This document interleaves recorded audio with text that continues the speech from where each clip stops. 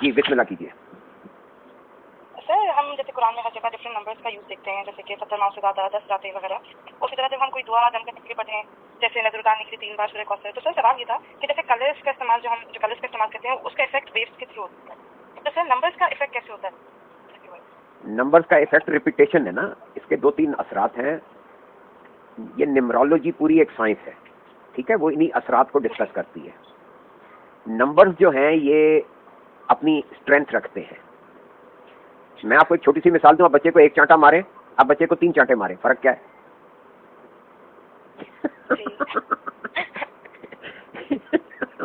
Repetition جو ہے وہ تعداد کی مطابقت جیسے طاقت میں اضافے کا باعث بنتی ہے. ایک آدمی کو آپ 1 جوتا ماریں، ایک آدمی کو اسی کو 10 جوتے ماریں، کیا فرق ہے؟ کیا فرق ہے؟ یہ کہ ایک سے کم ہوگا، 10 سے پڑھیں گے تو زیادہ ہوگا. اسی طرح جب آپ ایک دعا کو جتنی دفعہ تکرار کرتے ہیں تو شعور تکرار کو مقدار کے تناظر میں اس کی توانائی کو زیادہ کر دیتا ہے.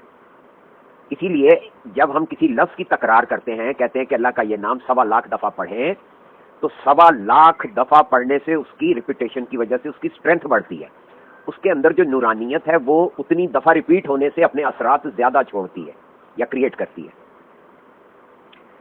اب باقی رہ گیا وہ نیمرولوجی والا چکر. تو وہ چونکہ سارا قیاس کا علم ہے، انہوں نے یہ کیا کہ اعداد کو ستاروں سے جوڑ کر ان کے اثرات کا تعین کرنے کی کوشش کی کہ بھئی ایک جو ہے یہ سورج سے ریلیٹڈ ہے، 2 چاند سے ریلیٹڈ ہے، تو 3 فلاں سے، تو 4 فلاں سے، تو 5 فلاں سے.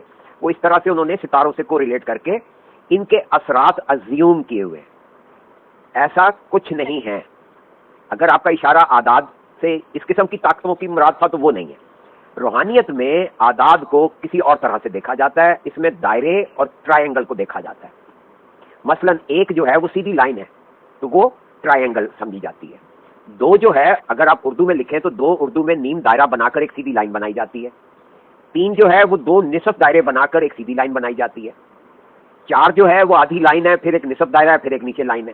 یہ اردو کی رائٹنگ کے شکلوں پہ بات ہو رہی ہے.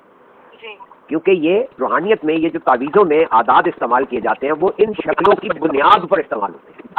دائرہ جو ہے یا نیم دائرہ جو ہے یہ لکیریں ہیں، یہ شعور کو انڈیکیٹ کرتی ہیں. 7 لکھتے ہیں تو 2 لائنیں 2 لائنیں لگاتے ہیں نا. 8 ہے تو وہ بھی 2 لائنوں کی صورت ہے. باقی اب 6 جو ہے یہ 2 کے برعکس ہے. تو اس طرح سے یہ دائرہ، نیم دائرہ، اب 9 جو ہے وہ اصل میں ایک دائرہ اور ایک لکیر کو انڈیکیٹ کرتا ہے کہ وہ لاشعور پورا ہے اور اس سے آنے والی اطلاعات جو ہے وہ لکیر کی صورت میں دکھاتے ہیں.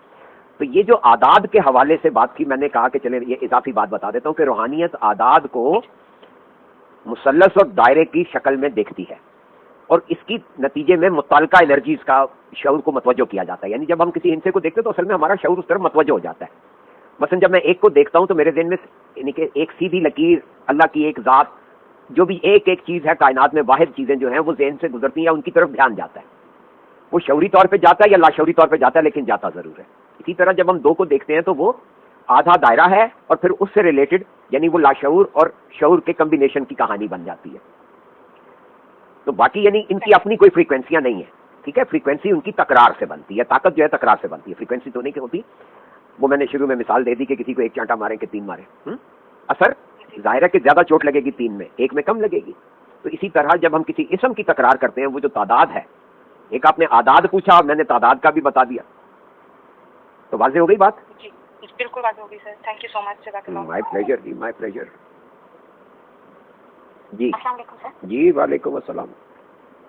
سر میرا کوشچن ہے کہ ہم پڑھتے ہیں انا للہ و انا الیہ راجعون. سر اس کو ہم کسی کی ڈیتھ پہ کیوں پڑھتے ہیں؟ کیا ہمیں یہ ایز اے ڈیلی ریمائنڈر نہیں پڑھنا چاہیے؟ بہت شکریہ جی، اور بہت پیاری بات کہی. یہ ایز اے ڈیلی ریمائنڈر کیا، ہر سانس جو ہے وہ انا للہ و انا الیہ راجعون کی طرف متوجہ کر رہی ہے. ہر سانس جو آ رہی ہے اور ہر سانس جو جا رہی ہے، کہاں سے آ رہی ہے، کہاں جا رہی ہے؟ یہاں سے کہا انا للہ ہے، ہم اللہ کے لیے ہیں. ہم نے کر دیا ہم اللہ کی طرف سے آئے. انا للہ ہے، للہ ہے اللہ کے لیے ہیں، و انا الیہ راجعون، اور ہم نے اسی کی طرف پلٹنا. ہم تو ہیں ہی اللہ کے، ہم تو ہیں ہی اللہ کے لیے. اصل مطلب تو یہ ہے اس کا. اب کسی کی ڈیتھ پہ پڑھنا یہ ایک رسم بن گئی، کیونکہ ہم گویا ترجمہ یہ لیا ہوا ہے نا کہ ہم اللہ کی طرف سے آئے اور اللہ کی طرف جا رہے ہیں. ہمارے ہاں یہ ترجمہ معروف ہے. ذرا سا غور کیجئے کہ میں نے اسے کہا انا للہ ہے، ہم اللہ ہی کے لیے ہیں. وَإِنَّا اور ہم نے علیہ راجعون اسی کی طرف پلٹنا ہے، یعنی جس کا مال ہے ہم ہیں اس کے، تو ہیں ہم اسی کے ہیں، اسی کی طرف پلٹنا ہے. یہ ترجمہ ہے اصل مفہوم یہ ہے. ہم نے کر دیا ہم اللہ کی طرف سے آئے ہیں اور اللہ کی طرف جائیں گے. یہ سارا ترجمہ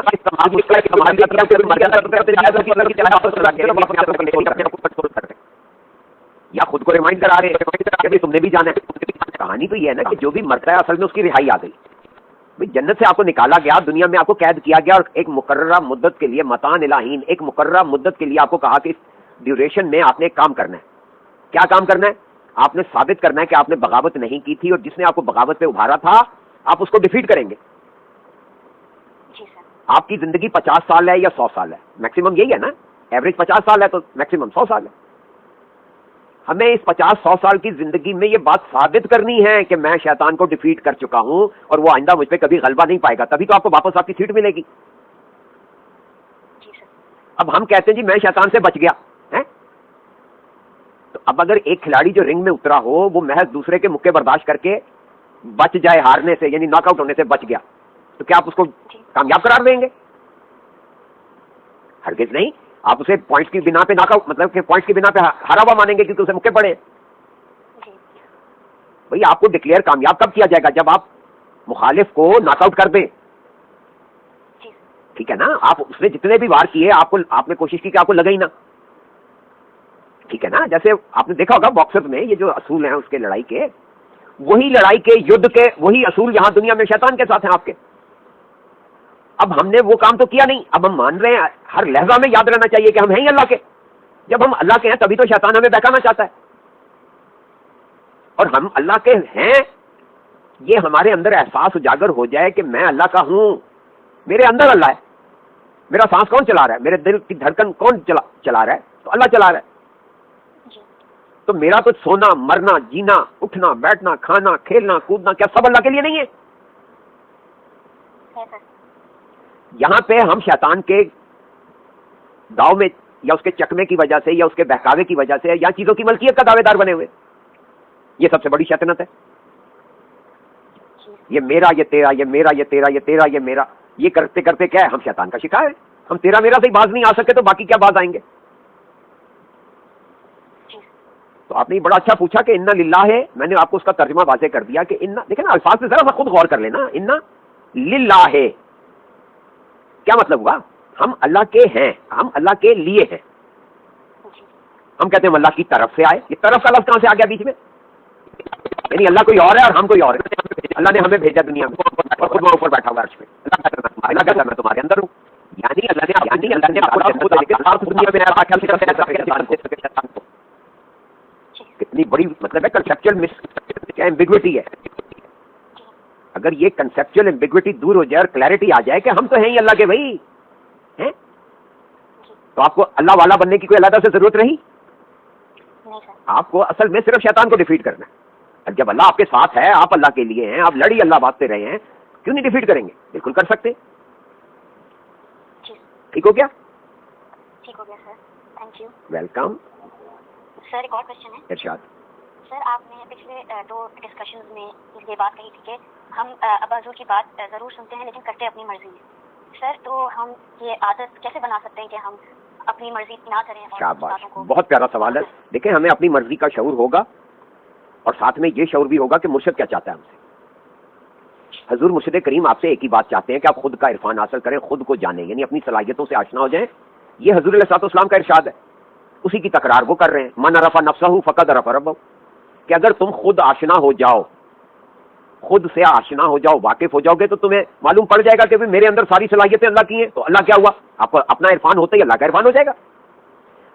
ایک بڑا قیمتی جملہ سن لیں. حضور علیہ الصلوۃ والسلام 25 سال میں شادی ہوئی ان کی تاریخ، 25 سال تک ان کی تمام زندگی کی حالات اور واقعات ہمارے سامنے ہیں. پھر اچانک 40 سال کی عمر میں ان کو نبوت ملنے کی اطلاع آتی ہے. باقی یہ 15 سال کہاں گئے؟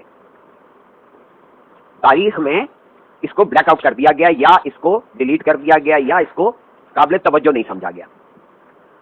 ایک جملہ سن لیں، یہ 15 سال انہوں نے خود کو ایکسپلور کرنے میں، اپنے اندر اترنے میں صرف کیے. غار ہرا میں جا کے بیٹھنا اس کا ایک جزو ہے. جز یہ ہے کہ وہ خود کو ایکسپلور کرنے میں جت گئے. جب وہ خود سے آشنا ہو گئے تو اللہ نے کائنات سے آشنا کرا دیا وہی بھیج کے.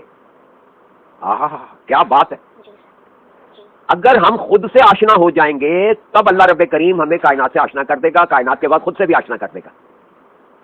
حضور مرشد کریم, یہ جو حضور علیہ الصلوۃ والسلام کا ارشاد علی مقام ہے, من عرف نفسہ فقد عرف ربہ, اسی کو پرچار کرنے کے لیے پورا یہ مراقبے کا نظام انہوں نے عام کر دیا. مراقبے کا نظام ازل سے ہے, ہر نبی نے کیا مراقبہ. مراقبہ کہتے ہیں غور و فکر کو. حضور علیہ الصلوۃ والسلام نے اس کو باقاعدہ ایک 15 سال لگاتار ایک عمل کیا ہے, اور وہ ہے غور و فکر. اسی کو غار حرا کی سنت کہا ہے. ٹھیک ہے, ہمارے سلسلے میں یہ کہا جاتا ہے کہ یہ غار حرا کی سنت ہے. اب آگے لوگ آنکھیں بند کر کے کہتے ہیں جی 15 منٹ بیٹھا, میری ٹانگیں دکھ گئی, میری کمر تھک گئی, مجھے نیند آ گئی, مجھے یہ ہو گیا, مجھے وہ ہو گیا, مجھ سے تو 20 منٹ نہیں بیٹھا جاتا.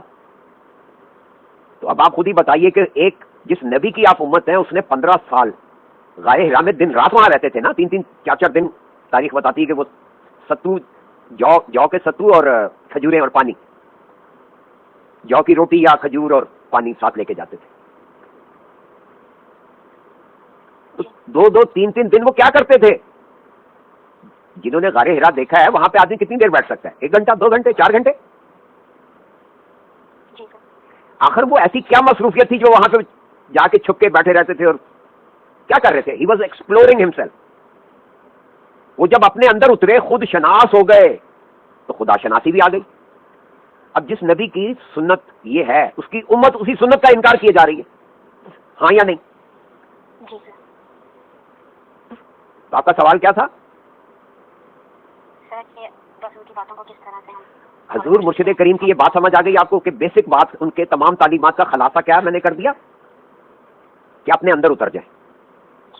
اب اس بات کو آپ باقی جتنی باتیں ہیں وہ اسی کی شرح میں کہی جاتی ہیں, اسی کی تشریح کی جا رہی ہے, اسی کے پرچار کیا جا رہا ہے, اسی کی تبلیغ کر رہے ہیں, اسی کی ترویج میں لگے ہوئے ہیں کہ کسی طرح سے لوگوں کو اپنے ساتھ بیٹھنا سکھا دیں تاکہ وہ خود سے واقف ہو جائیں. میں نے عرض کیا کہ مراقبہ خود اپنے ساتھ بیٹھنے کا عمل ہے. جب میں اپنے ساتھ نہیں بیٹھ سکتا تو میرے ساتھ کوئی کیوں بیٹھے گا؟ جب میں خود اپنے جیسا, مطلب ہے کہ میں اگر اتنا برا آدمی ہوں کہ میں اپنے ساتھ اپنی صحبت نہیں برداشت کر سکتا تو میری صحبت کوئی دوسرا کیوں برداشت کرے گا بھائی؟ تو مجھے پہلے اپنے قابل ہونا چاہیے.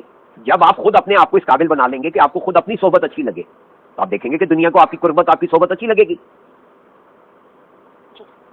تو بیسک ان کی تعلیمات کیا ہیں؟ ان کی تعلیمات یہ ہیں کہ بھی اپنے آپ کو پہچانو. باقی ان کی تمام باتیں اسی پیرائے میں ہیں. تو جو وہ کہتے ہیں ہمیں, اب ہم اس کو چھوڑ کے, اصل بات کو چھوڑ کے وہ کہہ رہے ہیں کہ بھی مراقبہ کرو, ہمیں پتہ ہی نہیں کہ مراقبہ ہوتا کیا ہے. تو اصل چیز کو سمجھیں گے تو پھر آپ ان کی ساری باتیں پوری طرح سمجھ میں آئیں گی انشاءاللہ. ٹھیک ہو گیا؟ اللہ خوش رکھے جی. آپ کو اتنا اچھا سوال پوچھا کہ مزہ آ گیا مجھے بھی بات سمجھانے کا. جی جی وعلیکم السلام.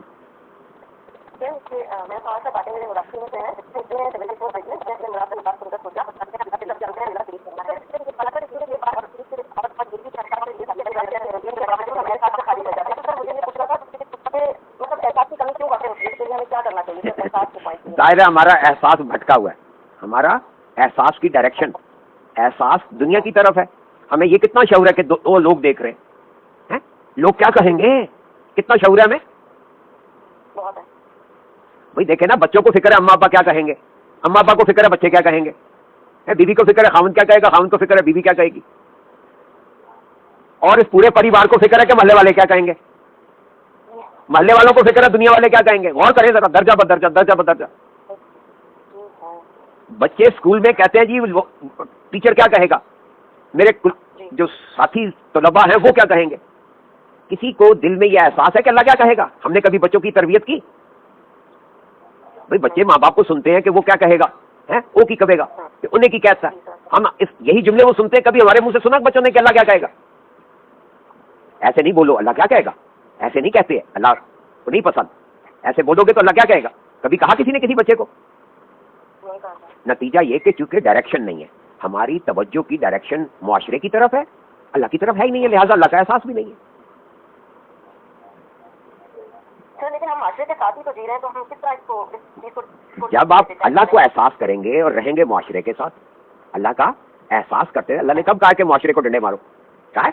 नहीं कहा। अल्लाह ने तो कहा कि इनको खाना खिलाओ, अल्लाह ने तो कहा इनके साथ हमदर्दी से पेश आओ। हाँ या नहीं? जी सर।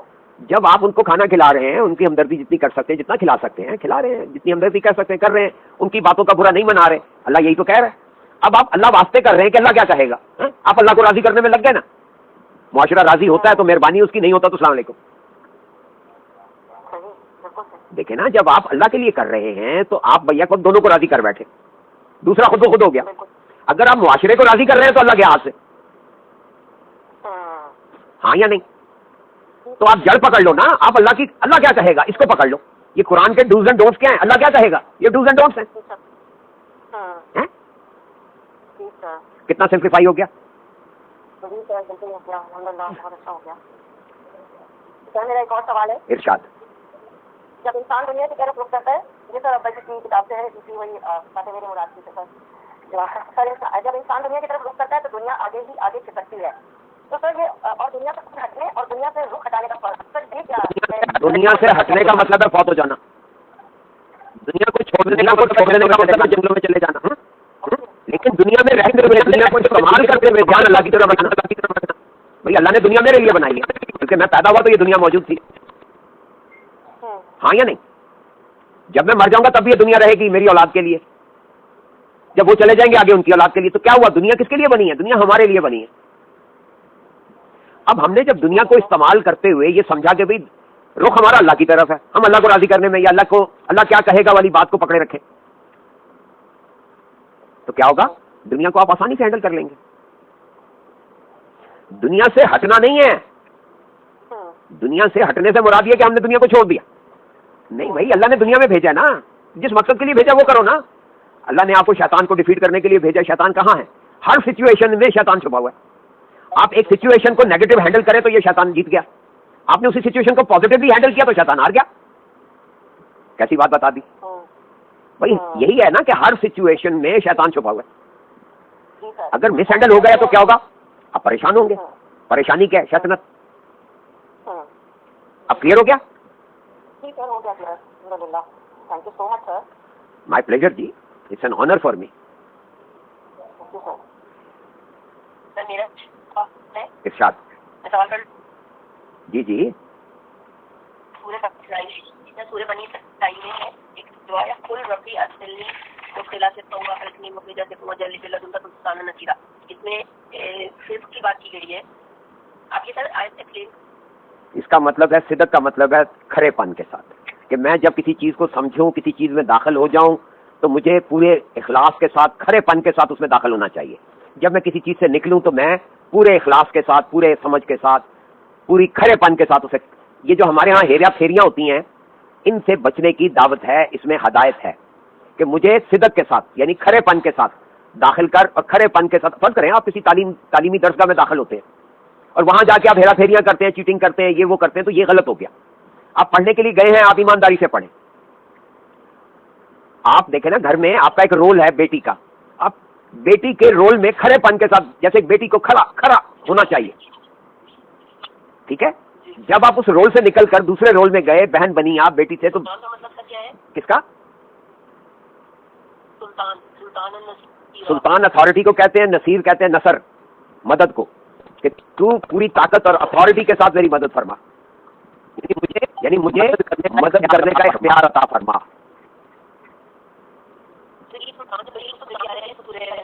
जी हाँ, अल्लाह पे सुल्तान, तुम नहीं निकल सकते बगैर अथॉरिटी के। अथॉरिटी के बगैर नहीं हो सकता, यानी कि मुझे इख्तियार दे कि मैं औरों की भी मदद कर सकूं। कहा तो ये जा रहा ना कि तू अपना अथॉरिटी के साथ मेरी मदद कर, ठीक है? लेकिन मफहूम ये बनता है कि तू मुझे ये इख्तियार दे कि मैं लोगों की मदद कर सकूं।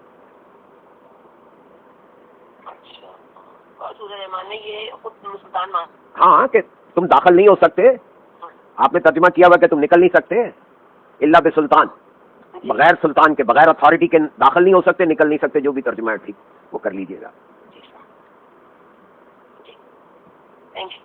वेलकम।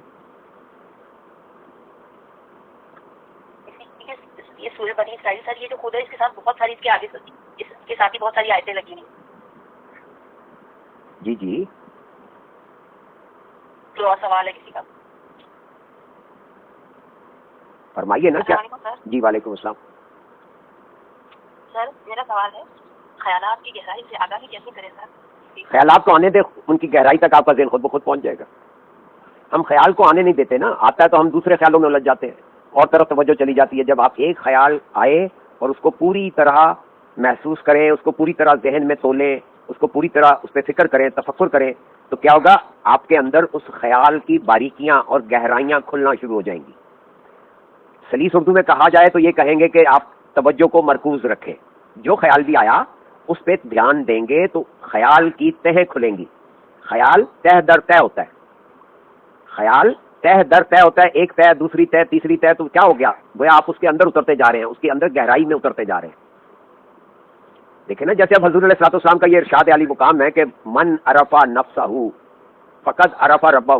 اس کو ہم جتنی بار دہرا رہے ہیں, ہم نے اس کا جتنی بار تذکرہ کیا, تو رفتہ رفتہ اس کی گہرائیاں ہمارے ذہن میں کھل رہی ہیں. یا جیسے حضور علیہ الصلوۃ والسلام نے ارشاد فرمایا موتو قبل انتم موتا, مر جاؤ مرنے سے پہلے. اس کا مطلب یہ نہیں ہے کہ سینکھیاں کھا کے تو مر جاؤ, ہیں؟ کسی نے یہ مطلب نہیں لیا, یا لیا؟ جب آپ نے اس کا سطحی مطلب تو یہی بنتا ہے کہ کوئی زہر کھا کے مر جاؤ, مرنے سے پہلے مر جاؤ, خودکشی کر لو, کیا یہ کہا جا رہا ہے؟ نہیں. اب اگر کوئی بندہ اس کو نہ سمجھے اور خودکشی کرنے چل پڑے کہ حضور کا ارشاد ہے کہ مرنے سے پہلے مر جاؤ, تو آپ فوراً کہیں گے کہ نہیں بھائی تم بات نہیں سمجھے, بات کو گہرائی میں سمجھو. جب گہرائی میں سمجھنے بیٹھے تو پتا چلا کہ موت کے حواس ہوتے ہیں, اور حضور علیہ السلام کا ارشاد ہے کہ موت ہے کہ موت کے مرنے سے پہلے واقف ہو جاؤ. یہ کیا ہوا, ان کی بات, ان کی ایک خیال ہے نا, اس خیال کی گہرائیاں کب ہم تک پہنچی جب ہم نے اس پہ توجہ دی. ورنہ وہ سطحی مطلب اور یہ مطلب کہ جی یہ حواس کی رفتاریں ہیں اور ان سے مرنے سے پہلے واقف ہونا ہے, کتنی گہرائی پیدا ہو گئی. ٹھیک ہو گیا نا. ایک اور سوال ارشاد. جی جی. کتاب احسان تصوف میں حضرت ابو ہریرہ سے روایت ہے کہ حضور علیہ الصلوۃ والسلام نے فرمایا تمہاری قیدی کا کیا حال ہے؟ میں نے عرض کیا حضور اس کا ارادہ ہے کہ مجھے ایسی باتیں سکھائیں جن سے مجھے فائدہ ہو. حضور علیہ الصلوۃ والسلام نے فرمایا یاد رکھو جو کچھ اس نے کہا وہ ٹھیک ہے, لیکن ان راستوں سے تم جس سے باتیں کر رہے ہو وہ شیطان. سر کوئی اس کی وضاحت کر دیں گے پلیز. مطلب یہ کہ جو باتیں اللہ کی طرف لے جا رہی ہیں وہ تو ٹھیک ہیں, وہ اس کی طرف ہے, جو اس سے ہٹا رہی ہیں وہ شیطان ہے. یعنی جو بھی بات ہو, اگر اس کی ڈائریکشن اللہ ہے, وہی ابھی ہم تھوڑی دیر پہلے کہہ رہے تھے نا اللہ کیا کہے گا, اگر دھیان میں یہ بات ہے کہ اللہ کیا کہے گا تو یہ سب ٹھیک ہے, اور اگر کوئی اور کیا کہے گا اس طرف دھیان چلا گیا تو یہ شیطنت ہو گئی, کیونکہ آپ اللہ سے دور ہٹ رہے ہیں. واضح ہو گئی. سر ایک سوال اور کر سکتی ہوں؟ جی جی بالکل. سر لمحہ حاضر میں رہنے پر ابو کیسے حاصل کریں یہ بھی نہ ماضی کو سوچیں نہ مستقبل کو سوچیں, جو اس لمحے. اب دیکھیں نا, بات ہے کہ کئی لوگ مثلا بات سن رہے ہیں, بات سنتے ہوئے ان کا دھیان, اچھا میں نے یہ سوال پوچھنا ہے, اچھا اس نے پہلے وہ کیا کہا تھا, تو جو لمحہ حاضر میں بات کہی جا رہی ہے ادھر سے دھیان ہٹ گیا, تو ماضی اور مستقبل دونوں سے ہٹ جائیں, جو آپ کر رہے ہیں اسی پہ دھیان رکھیں, یہ لمحہ حاضر ہو گیا. مثلا آپ میک اپ کر رہے ہیں تو دھیان میک اپ پہ رکھیں گے تو میک اپ ٹھیک ہوگا. کیوں جی, اس وقت تو دھیان بڑا وہیں رہتا ہے, اس وقت تو آپ لمحہ حاضر سے مجال ہے, ذرا دائیں بائیں نکل جائیں, اگر نکل کے دکھائیں ذرا کیا اثر ہوگا. وہ جو سرما لگا رہے ہیں اس کی لائن لمبی ہو جائے گی یا چھوٹی رہ جائے گی.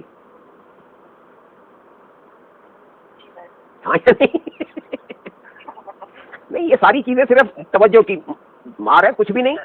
صرف دھیان, جو کام بھی آپ کر رہے ہیں اس کی طرف دھیان رکھیں. اب میں آپ سے بات کر رہا ہوں تو میرا دھیان اس بات میں ہے نا, آپ کے سوال کو سمجھ رہا ہوں, اس کے جواب اس کو کیسے شانت کیا جا سکتا ہے, اس سوال کو میں کیسے ہینڈل کروں. اب میرا آپ بات کریں اور میں کہیں اور کھو جاؤں, اچھا میں نے وہ پڑھا تھا, اچھا میں نے وہ سنا تھا, اس کا کیا جواب دینا چاہیے, میں ان فکروں کا پڑھ دوں تو میں کیا جواب دے دوں گا. ہاں, تو اسی سے نکلنا نہیں ہے, اس لیے رہنا ہے, جو لمحہ حاضر ہے اصلی میں رہنا ہے. جب آپ بات سن رہے ہیں تو صرف بات سنیں. اب بات آپ نے سنی تو آپ کی سمجھ میں بھی آئے گی, یہی لمحہ حاضر ہے. ٹھیک ہو گیا نا. یہ میک اپ والی مثال آپ کو یاد رہے گی تو آپ غلطی نہیں کریں گے, ہر چیز کو میک اپ سمجھ کے کر رہے ہیں نا. میک اپ کہتے ہی بناوٹ کو ہے, یعنی اپنے آپ کو بنانا اور سنوارنا. تو دھیان کو ادھر بنانے اور سنوارنے میں رکھیں گے تو سب ٹھیک ہوگا. جی موسٹ ویلکم. सर। जी वालेकुम अस्सलाम।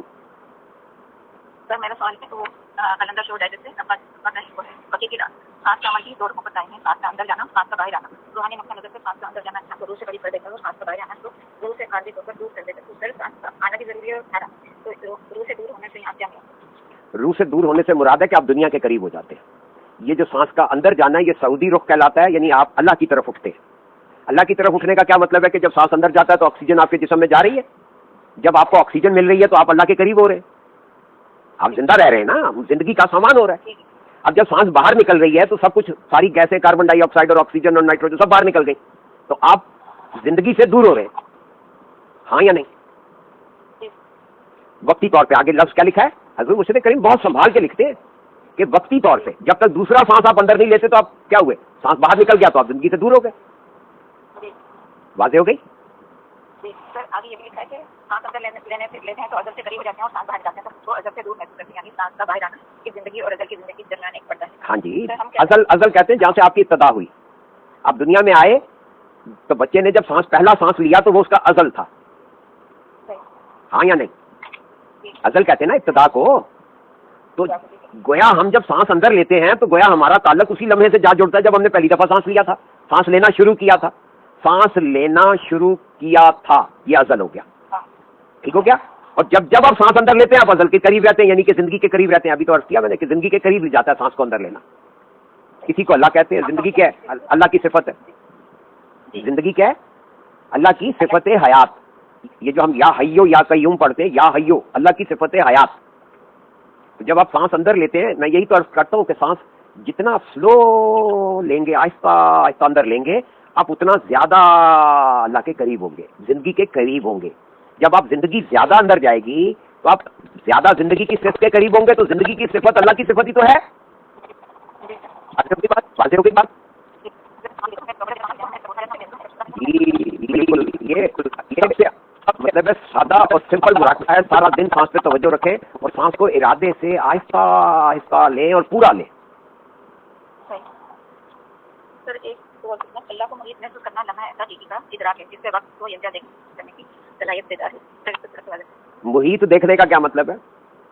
इहाता किए हुए, मुहीत का लफ्ज इहाता से है ना, यानी मुहीत कहते हैं वो चीज जो आपको घेरे हुए हो, आपको चारों तरफ से घेरे हुए हो। तो जब आप सांस से लेकर अपने जहन में आने वाले ख्यालात तक को अल्लाह के लिए समझेंगे, इन्ना लिल्लाह है, जब हम हैं ही अल्लाह के तो अल्लाह ही को तो मुहीत देखना सीख गए। जब आप इन्ना लिल्लाह कहते हैं तो असल में क्या कह रहे हैं? अल्लाह को मुहीत देख रहे हैं। अब हजूर कलंदर बाबा औलिया ने अल्लाह की सिफत मुहीत का अक्स जो है वो तजस्सुस की सूरत में बताया कि जब हमारा जहन तजस्सुस करता है, ये देखना चाहता है कि क्या है, कौन सी चीज क्यों है, ये जो आप सवाल पूछ रहे हैं ये अल्लाह की सिफत मुहीत का अक्स लहरा रहा है आपके अंदर, तो आपके अंदर सवाल जन्म ले रहे हैं। यानी जब आपको ये एहसास होना शुरू हो जाए कि यार मेरे जहन में ये सवाल कहां से आया, तो मान लीजिए कि अल्लाह ने डाला। यानी किसी चीज को जानने की ख्वाहिश किसने पैदा की? अल्लाह ने। और ये जो जानने की ख्वाहिश है यही अल्लाह की सिफत मुहीत का अक्स है। यानी आपका जहन किसी चीज का अहाता करना चाहता है ना, इसलिए तो उसका अहाता करना चाहता है, लिहाजा उसको समझने के लिए सवाल पूछता है या उस पर सोचता है। तो ये तजस्सुस जो है ये इंसान के अंदर अल्लाह की सिफत मुहीत का अक्स है। और अगर हम इस सिफत का इस्तेमाल कर रहे हैं तो अल्लाह ही तो मुहीत हो गया हम पे। अब गौर करें, छोटे बच्चों में तजस्सुस कितना होता है, वो हर वक्त सवाल पूछ रहे हैं, ये क्या है, ये क्यों है, ये क्यों है, ये क्या है, ये क्यों है, हाँ या नहीं? इसलिए कि उनके ऊपर अल्लाह मुहीत होता है। हम चूंकि बड़े हो जाते हैं, हम अल्लाह को कहते हैं तू साइड पे हो जा यार, मैं जरा खुद अपने आप पे मुहीत हो जाता हूँ। तो दोबारा अल्लाह को मुहीत करने का आसान नुस्खा है कि आप बच्चे बन जाएं, अल्लाह के छोटे बच्चे बन जाएं और बच्चों जैसी उपज, बच्चों जैसी उस्ताद तबा पैदा कर लें अपने अंदर, तो आप भी मतलब अल्लाह को मुहीत देखना शुरू कर देंगे। जी सर एक और सवाल है, मिट्टी के ज़रात जिस रफ्तार से वाबस्ता होते हैं उसके मुताबिक गर्दिश करते हैं। जमीन अपने खालिक का जिक्र करती है, इसीलिए जमीन की गर्दिश एंटी क्लॉकवाइज है। तो कैसे हमारा जिसम भी मिट्टी का है तो वो भी एंटी क्लॉकवाइज गर्दिश कर रहा है? जी जी, असल में ये हरकत की दो डायरेक्शन है, एक जो कि अल्लाह के मुताबिक है उसका नाम एंटी क्लॉकवाइज रख दिया, ठीक हो गया। यानी कि देखे ना, जब एक चीज, अब घड़ी की सुई यहाँ घूम रही है, ठीक है, मैं आपके सामने खड़ा होकर घड़ी की सुइयों के मुताबिक हाथ की उंगली हिला रहा हूँ, आप मेरे सामने खड़े हैं, घड़ी से दूसरी तरफ खड़े, تو آپ کو میرے ہاتھ کی میں کلاک وائز گھما رہا ہوں، یعنی 1 سے 2، 2 سے 3، 3 سے 4، 4 سے 5، 6، 7، 8، 9، 10، 11، 12 اس طرح گھما رہا ہوں ہاتھ. آپ کو کیا دکھے گا؟ الٹا دکھے گا نا. تو یہ کلاک وائز اور اینٹی کلاک وائز اصل میں ایک ہی حرکت کے 2 رخ ہیں، 2 زاویے ہیں. کیا ہیں؟ 2 زاویے ہیں. اب آپ کس طرف کھڑے ہو کے دیکھ رہے ہیں؟ آپ دنیا کی طرف کھڑے ہو کے دیکھ رہے ہیں تو یہ کلاک وائز ہے، اگر آپ اللہ کی طرف کھڑے ہو کے دیکھ رہے ہیں تو یہ اینٹی کلاک وائز ہو گیا. کیسے؟ یہ بات تو پہلی دفعہ میری سمجھ میں آئی. یہ آپ کے سوال کی وجہ سے اللہ نے سمجھایا. دیکھیں نا، حرکت تو ایک ہی ہے. اب ایک لٹو گھوم رہا ہے، اب زمین گھوم رہی ہے، میں ادھر نیچے کھڑا ہو کے دیکھ رہا ہوں تو مجھے اینٹی کلاک وائز دکھ رہی ہے، میں ادھر اوپر کھڑا ہو کے دیکھ رہا ہوں مجھے کلاک وائز دکھ رہی ہے. زمین کی حرکت تو ایک ہی ہے. اگر میں اللہ کے قریب ہوں تو اینٹی کلاک وائز دکھ رہی ہے، اس لیے اینٹی کلاک وائز حرکت کو کہتے ہیں یہ لاشعوری حرکت ہے. یہ مسئلہ حل ہو گیا ونس فار آل. ویلکم.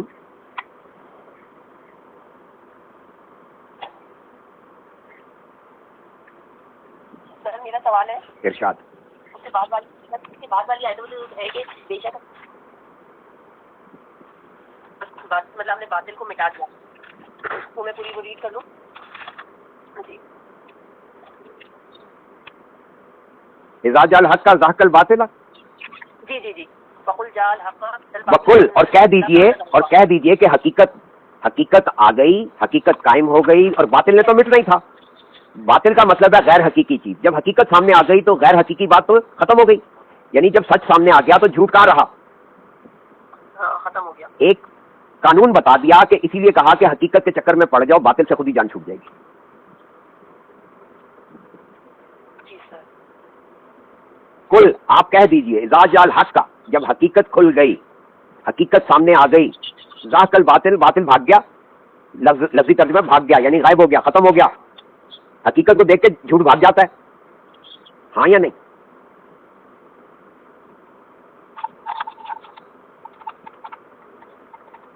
حقیقت کی بات کو سن کر جھوٹ قائم رہ سکتا ہے؟ داخل ہونے کا ورڈ جو ہے سر وہ مجھے لگ رہا ہے جیسے کسی چیز میں داخل ہوں گے اور کسی بھی بات میں کسی خیال میں، کسی کام میں، کسی شہر میں، کسی علاقے میں، یہ سب دخول ہے. آپ سسٹم میں داخل ہو رہے ہیں، اے اللہ تو مجھے کھڑے پن کے ساتھ داخل کیجیے.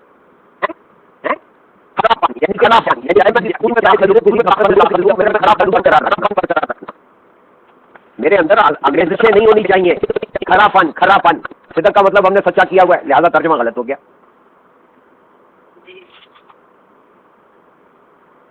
ٹھیک ہو گیا جی. میں نے اسی لیے خاص طور پہ وہ آیت کے الفاظ ادا کر کے عرض کیا کہ حق کا لفظ ہے اور حق حقیقت سے ہے. ہاں حقیقت، بجائے اس کو آپ سچ جھوٹ مانے حقیقت کی بات کریں. حقیقت اور صدق کا مطلب ہے کھرا پن. ہم نے وہاں صدق کا مطلب سچائی کیا ہوا ہے اور یہاں حق کا ترجمہ بھی سچائی کیا ہوا ہے. سمجھ نہیں آتی کہ پھر اللہ کو علیحدہ لفظ یوز کرنے کی کیا ضرورت تھی. ظاہر ہے اللہ نے 2 مختلف الفاظ استعمال کیے ہیں تو اس کا مطلب ہے کہ اس کے مفاہیم بھی مختلف ہیں. صدق کا مطلب ہے کھرا پن، طاقت. حقیقت، حق کا مطلب ہے حقیقت. ہم نے اس کا ترجمہ فارسی میں یا ہندی میں سچ کیا. ٹھیک ہو گیا جی سر. Thank you. چلیں اپنا خیال رکھیے، بہت شکریہ. اللہ حافظ. اللہ حافظ جی. اللہ حافظ.